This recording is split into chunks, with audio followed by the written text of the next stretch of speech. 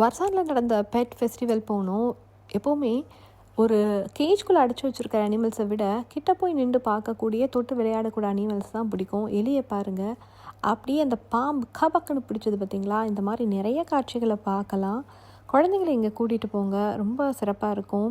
இங்கே விதவிதமான பூனைகள், நாய்கள், என்ன சொல்கிறது, இந்த பூனையெல்லாம் ரொம்ப விலை அதிகம்.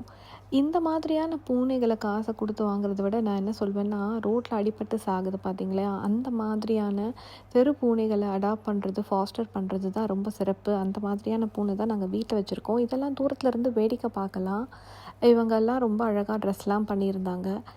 கேட் வாக் மாதிரி இது வந்து டாக்ஸ் எல்லாம் வந்து கேட் வாக் பண்ணிச்சு.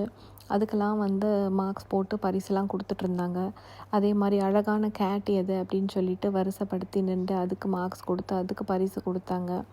இந்த மாதிரி நிறைய விஷயங்கள் அங்கே நடந்துச்சு. எல்லாத்தையும் போட்டு பார்த்து ரொம்ப ரசித்தோம். இது பாருங்கள், இது கற்றுச்சு பாருங்கள். இதை பார்த்த உடனே அது நம்மளோட கம்யூனிகேட் பண்ணுது.